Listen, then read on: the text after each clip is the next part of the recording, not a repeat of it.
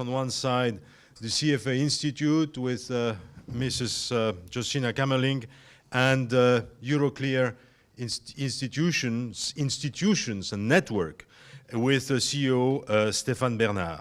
So thank you very much for being here. The two other panel members are Professor Robbie Jarvis, I will introduce in a while, and Ross Murdoch from London FCA, sorry. So what is the prize about?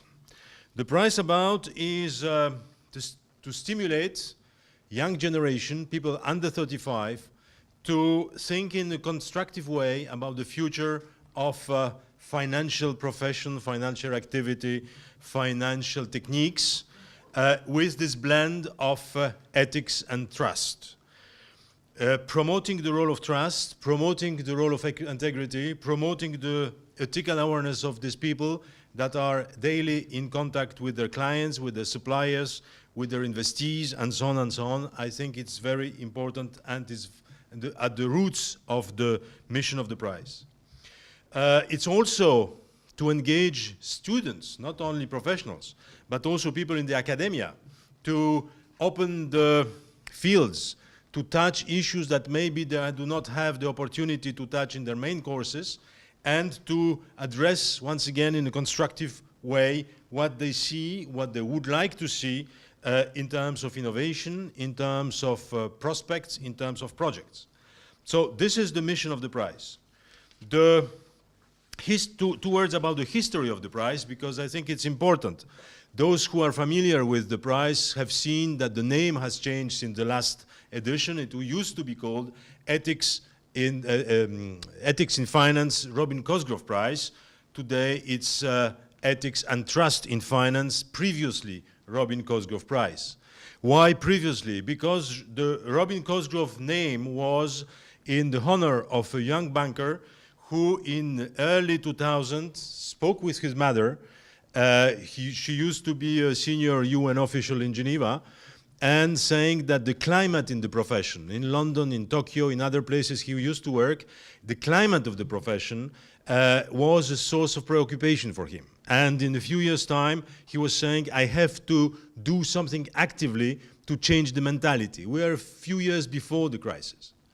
And then, unfortunately, a few days after this conversation, he died on Mont Blanc while hiking. And his mother had the impression that she has to carry on this message. And at that moment, Carol and Observatoire de la Finance joined forces, and we launched the first edition of the prize in 2006. Today, we are launching the 6th edition, because it's running on the 2-yearly basis. We are launching the 6th edition of this prize.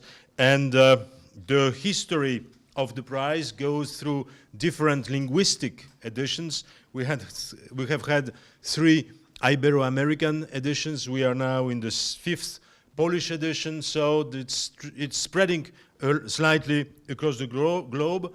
Why so many linguistic editions? Because our conviction, and I think every day made more clear, is that the ethics, the thinking about ethics, requires a perfect knowledge of the language in which we formulate thoughts.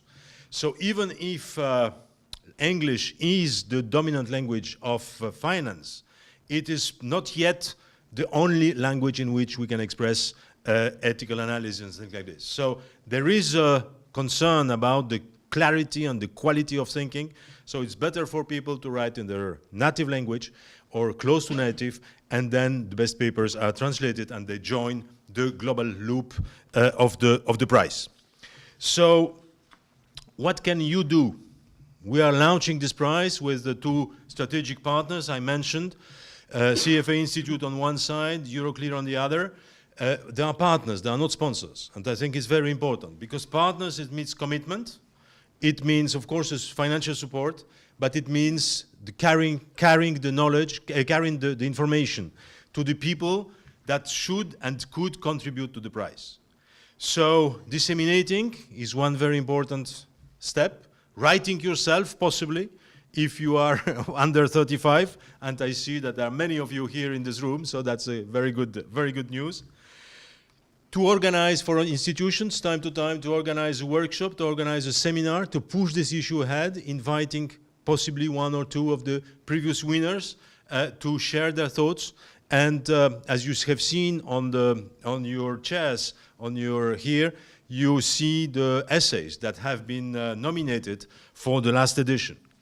Because the last edition culminated by an award ceremony which took place at the IMF premises in Washington, invited by Christine Lagarde, who said at the ceremony, saying, well, she said two things. First, reading your papers, she said to young authors, and many of you were there, she said two things. One is, I learned that finance is about people. So maybe it's a little bit too late to learn it at his position, but nevertheless, she learned it.